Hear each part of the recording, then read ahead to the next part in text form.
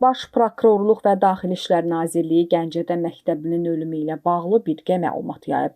Birgə məlumatda mayın 12-də 2007-ci il təvəllüdlü Elgün İbrahimovun Gəncə şəhərində müalicə aldığı xəstəxanada ölməsi faktı ilə bağlı şəhər prokurorluğunda cinayət işinin başlandığını və intensiv ibtidai istintaq tədbirlərinin aparıldığı qeyd olunub.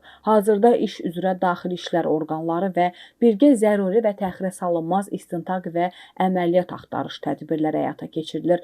Habelə hadisənin bütün halları, səbəbləri və mexanizmi tam, hərtərəfli və obyektiv şəkildə araşdırılması məqsədi ilə zəruri ekspertizalar təyin edilib. Bununla belə təəssüf hissi ilə qeyd olunur ki, bəzi sosial şəbəkə istifadəçiləri tərəfindən hadisənin təfərrüatlarına dair istintaq orqanı ilə dəqiqləşdirilməmiş, istintaqın hazırki məsələsində müəyyən edilmiş hallarla ziddiyyət təşkil edən, o cümlədən zərər çəkmiş şəxsin bədənində aşkar edilmiş xəsarət izlərinin yeri, sayı, xarakteri və mənşəyi, o cümlədən bu xəsarətlərin hansı şəraitdə baş verdiyinə dair reallığı əks etdirməyə məlumatlar yer alır. Bu cür əsassız və dəqiqləşdirilməmiş məlumatların tirajlanması, ictimaiyyətin obyektiv və doğru informasiya ilə təmin olunmasına xələl gətirməklə yanaşı, ictimaiyyətdə süni ajantaja səbəb olur. Bildiririk ki, qeyd olunan cinayət işi üzrə hadisə yerinin baxışı və əldə edilmiş ilkin sübutlar əsasında bütün mümkün versiyalar, o cümlədən intihar,